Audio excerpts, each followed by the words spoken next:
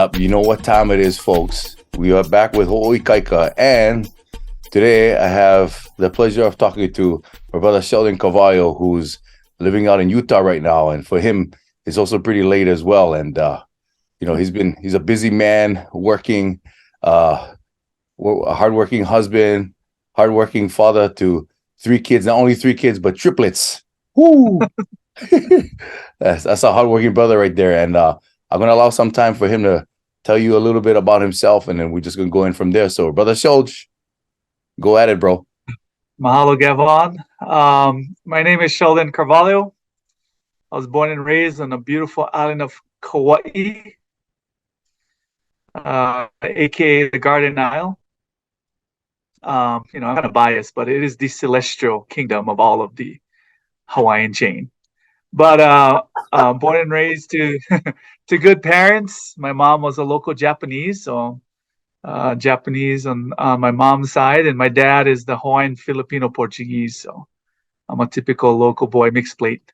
Um, I'm the youngest of six kids, and yeah, just really loved my growing up years on Kauai, and I graduated in 1996 from Kauai High School, Red Raiders, Kauai High Red Raiders for life. But yeah, that's a little bit about me. But yeah, happy to be here on this YouTube channel with my guy Gavon. So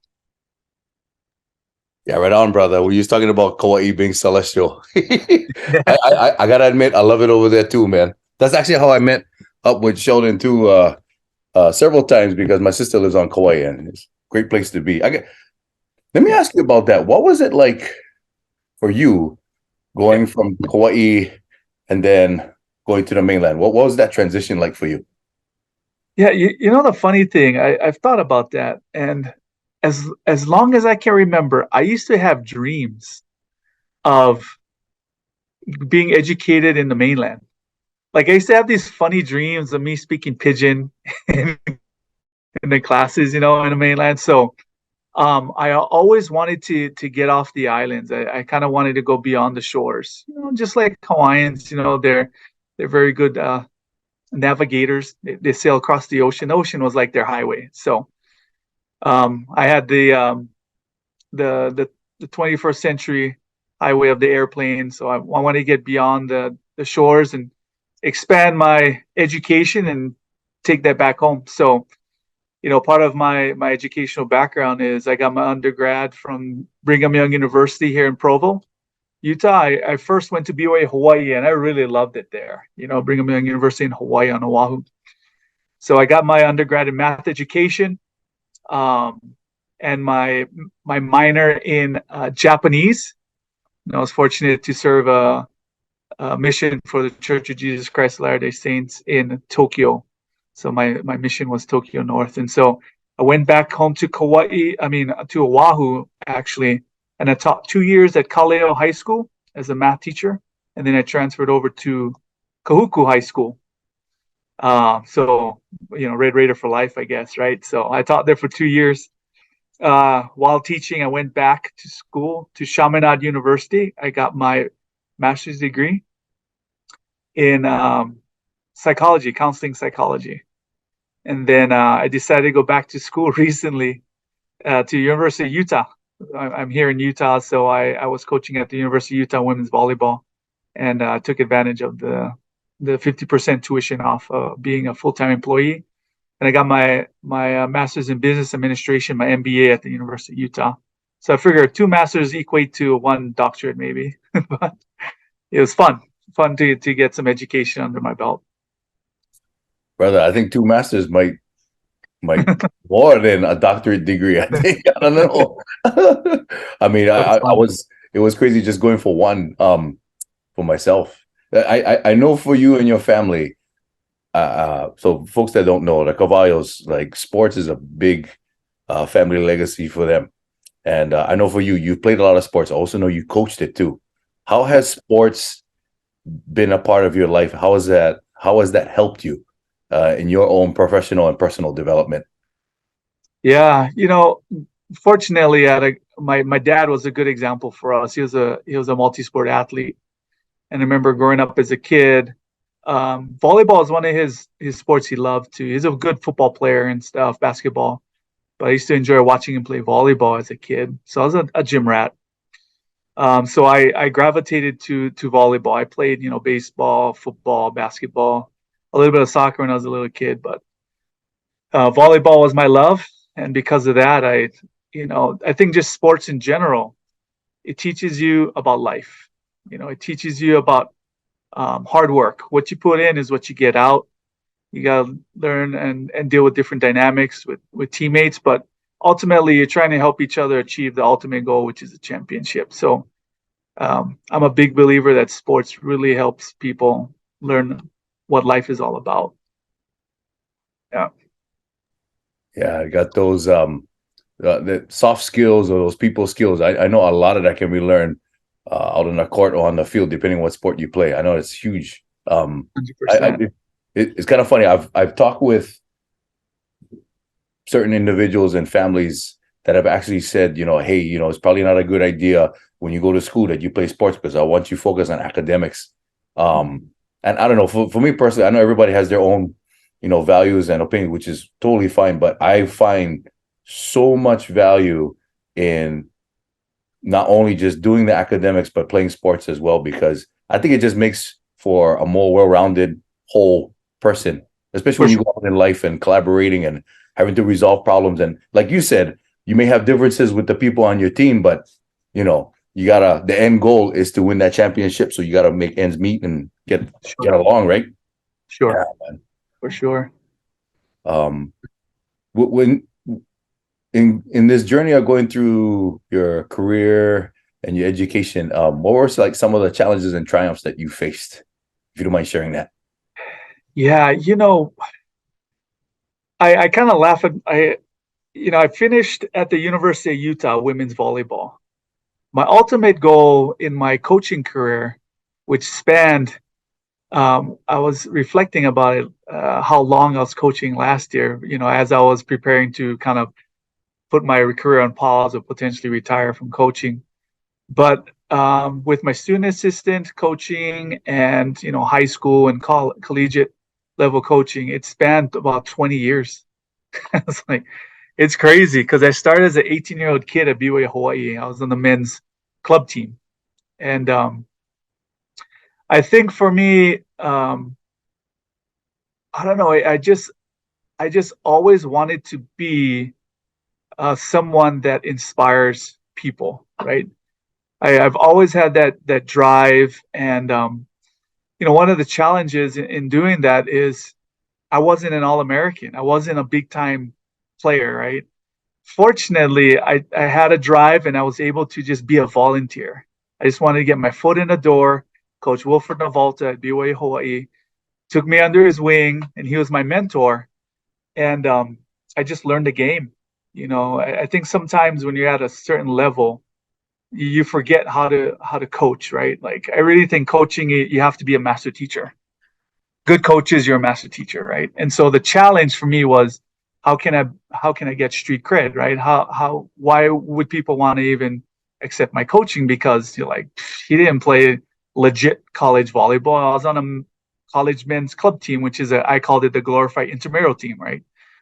But over time, I think you've heard the phrase I always say is, I live by the term hikino, this can-do attitude, right? I always say that on my messages. My friend Lono Ikua, he's the one that he'd always tell me, hikino, Shoj, hikino. And I was like, what is that? He's like, oh, can do, you can do it. And that was years ago. And I was like, I really like that phrase. And so although I felt I was inadequate, or I felt like I didn't have the skills to be a good coach, I just had this hikino attitude. And over time, I was a high school head coach. I was a junior college head coach. I was an associate head coach at the Division II level in Anchorage, Alaska. And then I got to my goal, my ultimate dream to coach at a Division I level. And I was fortunate to be in a Pac-12 at the University of Utah. And so just that hikino attitude, you just got to grind. You just got to, go for it. Didn't you have T-shirts at one time? Didn't you Yeah, have apparel? You did, huh? yeah. So I'm actually bringing it. I'm bringing Hikino back shortly. Yeah. I'm gonna bring it back because I definitely want to give back to the NICU. Having triplets. My kids, they were born at a day shy of 35 weeks. When they were born, they were like 4 pounds 6 ounces, 4 pound 5 ounces, 3 pounds 15 ounces. So, they're in a NICU for 18 and 21 days. We're fortunate.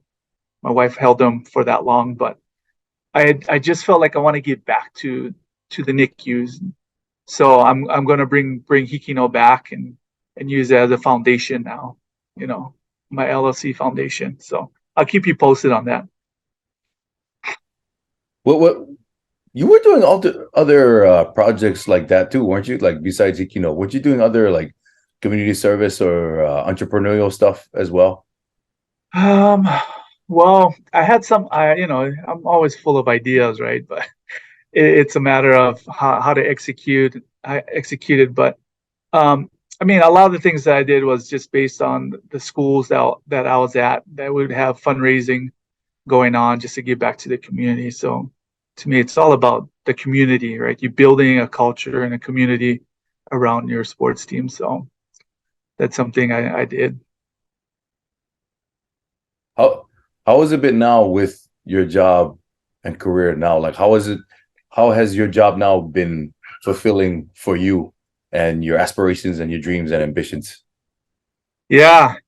So I came to find out that I think in life, there's always an essence of who we are or what drives us, what motivates us, right?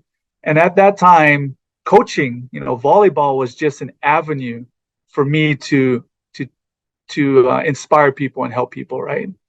And then going back to get my MBA, I loved coaching, but I just felt, last June, I just had this feeling like I need to pivot. I need to do something different, and I had always an interest in business.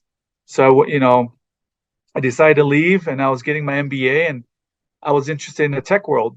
Currently I'm at a great startup company called Graphite, which is a procurement software company.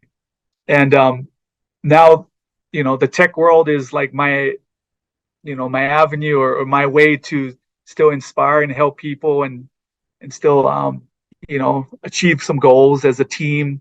Can we get this company launched so maybe we can go public? But it's all the transferable skills that I've learned over my years, my coaching, Hawaii. I love when people ask, "Oh, where are you from?" I'm like, "Oh, I'm from Hawaii." As soon as you tell people you're from Hawaii, there's always something to talk about, right? So it really breaks down the barriers, the guards that people have, and I really enjoy it. I've been blessed to be born and raised in Hawaii. Yeah, that's cool that you're involved in tech. Because I worked in IT for such a long time, I've always admired the folks that work in technology. Yeah. Are there a lot of other Polynesians that work in your company too? Um, Particularly not in my company, but our CEO Conrad, right? He's the albino Hawaiian man. He loves Hawaii, so he loves the culture, and so it's been fun to work with him. And he's our CEO and co-owner.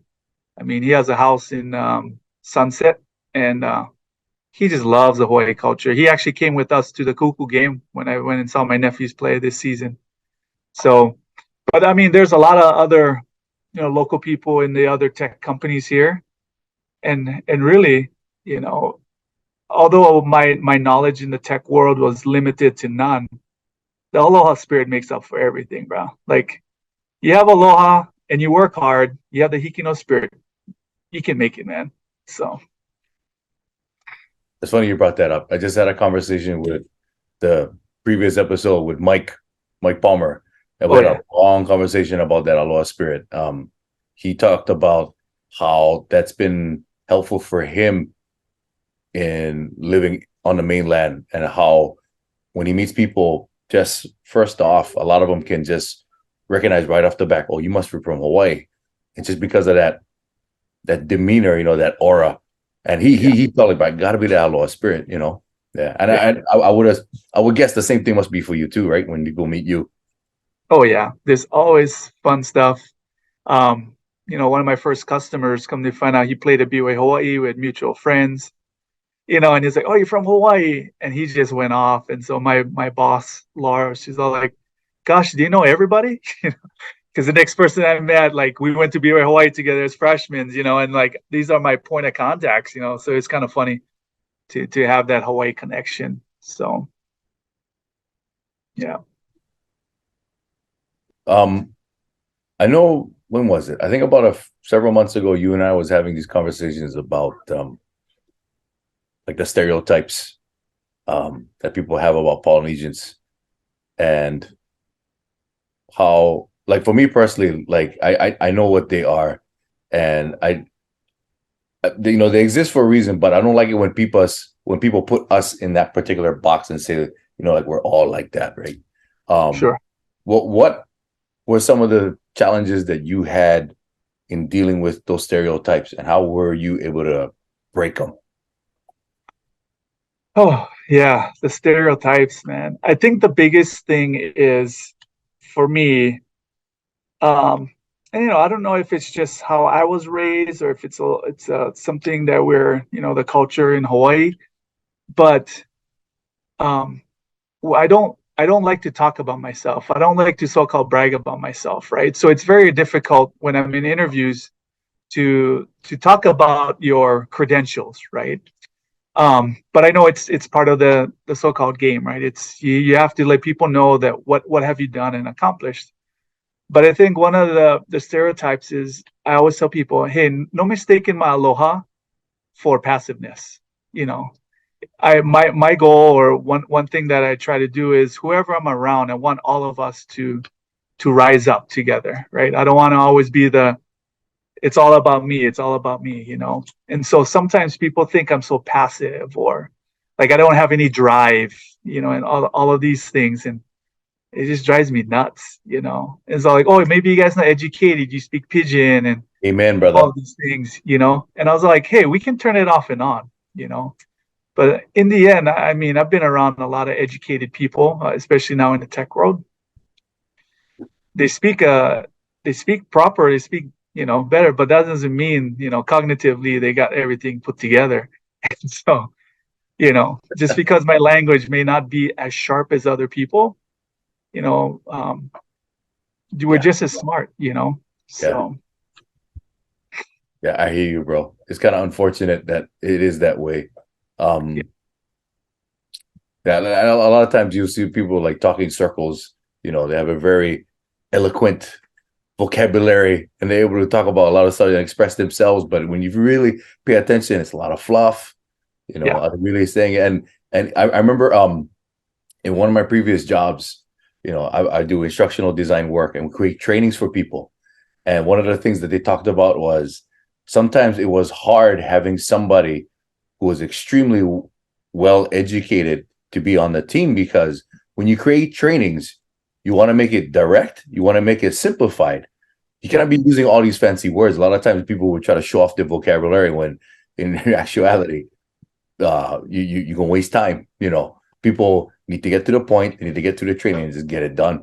So yeah, that's a big thing yeah, that you do. And I've yeah. I've heard that a lot too. Oh, what you gonna say? Oh, go ahead. Oh no, I really think in Hawaii, just for us, it's like we apply things, right? Like sometimes I'm in church and people talk a lot about scriptural stuff. Hey, it's great.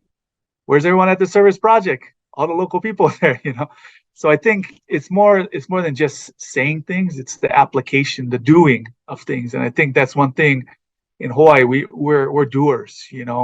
So I'm not saying other cultures aren't, but I know that for sure. Like when it's service time, like everyone's there. When it's time to clean up after the party, everyone's helping out. I've been to other places and everyone's out the door. So Yeah, man. And in a previous episode, I talked about that too, about how people appreciate us being relatively laid back, but then they'll mistaken that laid back for laziness. I'm like, dude, if you lived in Hawaii, you will know there's no time to be lazy over here. You cannot. yeah, You won't survive for several reasons. One, because the economy doesn't allow us to be lazy, and two, everybody needs help with so many different things. You either go and compete against each other, or you guys kokua and help, and you Yeah. know everybody rise up like you were talking about too. Yeah, it's huge, man. Well, I know you've coached a lot of people, and you've talked to a lot of people, giving them advice about various things. What would you say are some of the greatest pieces of advice you've given to the people you train, the people you coach? And then maybe what are some good pieces of advice you've received from your own mentors or your own coaches? Yeah. So some of the bits of advice that I've given, and the great thing is I do recruiting consulting on the side. Now that I'm done with coaching in college, a lot of people said, "Hey, nice you're not coaching. You can help our daughter get recruited." So I think one of the things that I talk about is if you want to be at a certain level, you have to train at that level, right? If you want to be at the Division 1 level, you have to train and have the mindset as a Division 1 player, right? Too many people, perception is reality. Sometimes people's perception is definitely not going to be reality.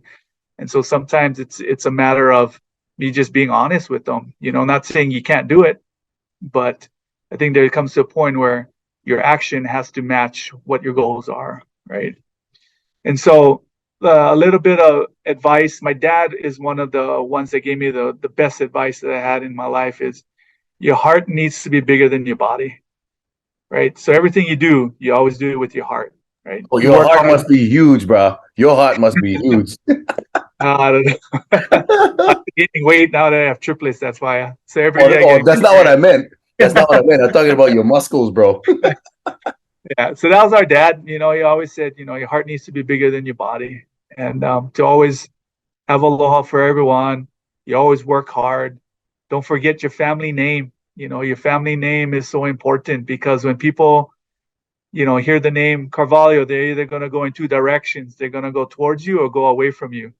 So always have your heart bigger than your body, or just always have a big heart. That's a good one, man. The whole idea about your name, your legacy, carrying on that name and how important it is. I know over here in Hawaii, because the island is so small and everybody knows everybody, so few degrees of separation, right? Certain families are notorious for certain things sometimes. And when you hear somebody's from that family, you're like, oh, like you said, you can either go one direction, go away or go towards them and be like, oh, okay. That's true Yeah. though. Yeah. Mhm. I don't know if yeah, I think that's something that probably might be missing with a lot of people nowadays too, because you see a lot of I don't know. I mean, a lot of people on social media doing things that they probably shouldn't have been doing, and the whole idea about what you do represents your family, I think, needs to be instilled more Yeah. especially in the kids nowadays. We try to talk to our kids about it too, and even when they were like really young, even before they could even talk, and um, yeah, you made me think about that. Maybe that's something I need to bring up more with my two boys. Oh yeah, that legacy I think is always important. Perpetuating or leaving the generation in a better spot than when that's hopefully the essence of families, right? You're trying to leave the next generation in a better place than when you were. So Okay, I gotta ask you this one. If you don't yeah. feel comfortable go talking about this, that's totally fine. What's it like having triplets? Whew, you know, I mean, just to be frank and open, my wife and I we did IVF. Oh, Yeah. And so the we were able to have some embryos, and so we were able to we figured, we're older, we're old farts, and so we decided to put a boy and a girl. We decided to put a boy and a girl in. And one of the beautiful things about life is sometimes things don't always go your way, right? The doctor said, "Oh, the percentages of you putting two in, is great because you at least get one." So we're thinking, 80%. So like, oh, percentages in our way. Well, unfortunately, the first try didn't take. And that was a very humbling experience that in the end, it's not all about science, right? There's still Keakua that's involved, right? There's still God that's involved. It was really humbling. So we tried again and it took. And then lo and behold, next time we go and get checked, oh, one split. You're having triplets. And I have it video recorded. I should show you one of these days, but you could hear in the video, I said, are you joking? And so, twins run on my side of the family. I have twin brothers. My aunt was a twin. Unfortunately, her twin sister passed at birth, but it made sense why we had triplets. But I think having triplets, we don't know any better. This was our first round of kids, right? So we don't know what it is to have kids. So we just know it's crazy all the time. But we're disciplined in our structure. Everything's on the schedule. They all eat together. They all sleep together. They wake up together. They all cry together. they laugh, but it's fun having my Hapa kids. My wife is Haole. She's a military brat from the South. So those Southern values are very similar to Hawaii. Sirs and ma'ams. They're very family oriented, and the most important thing is they like to eat. So I fit right in with my Haole family. So. Nice. Yeah, if they can grind, that's a good sign. Yeah, my father-in-law, he's the albino Polynesian too, man. Daddy Gordon, that guy can throw down, man. So it's fun.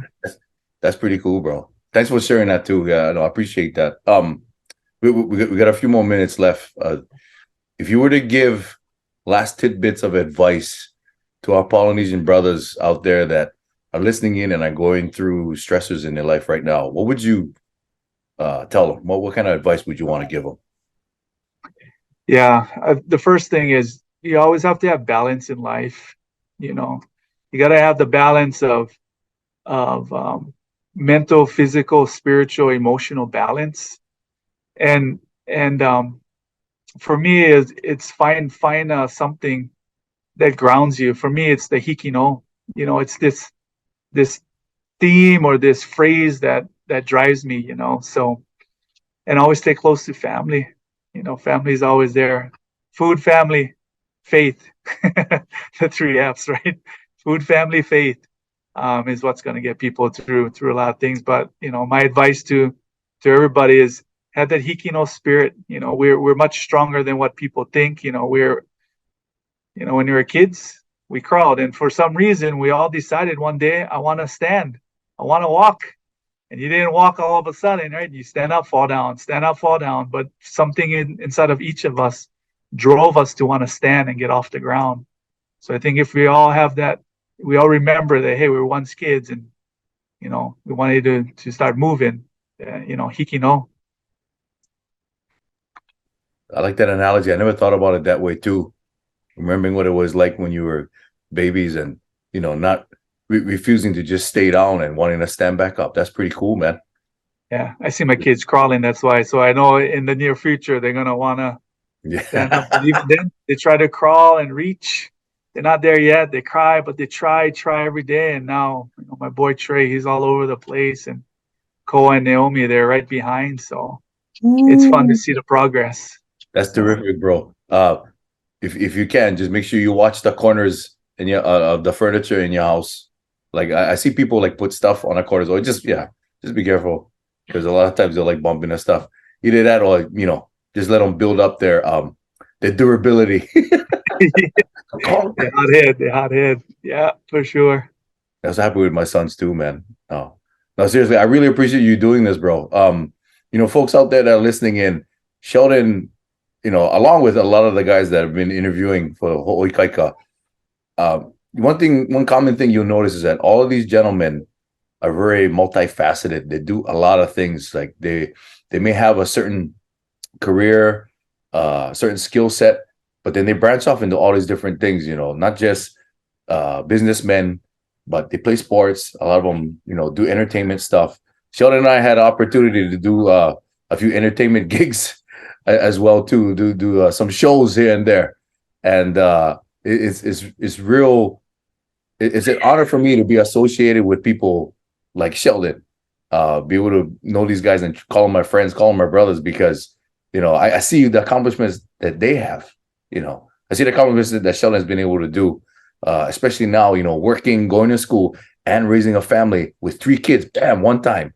That's not an easy feat to do. And that's probably a lot of people would experience a lot of stress, and they would, might have a hard time dealing with it. But like you said, can do. Just remember keeping that good mindset, man. And that's something I think is super valuable and important, especially nowadays, man, with all the challenges we're facing now.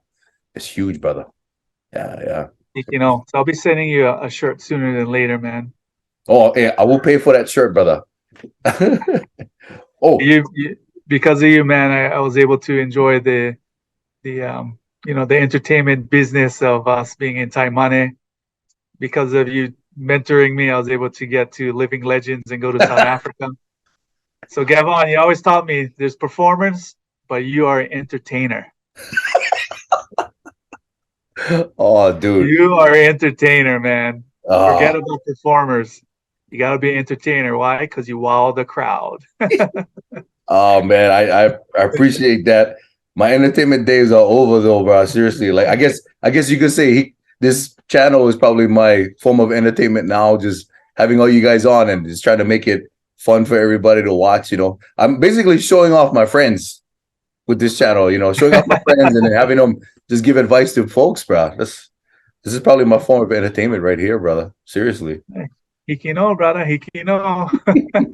Yeah, remember that, folks. Hikino. But is there, if people did want to contact you for like, I don't know, your Hikino or any of your businesses or your ventures and stuff like that, is there a way they can contact you? Or yeah, I'm still working on setting that up. Okay. Because part of it's going to be part of the proceeds we're going to go benefit the NICU where my kids were born at in Provo. But I definitely want to give back to Hawaii, right? I'm always giving back to the island. So part of the proceeds for the shirts that I'll be selling will go towards the NICU units here in Provo, and then definitely back in Hawaii on my island of Kaua'i.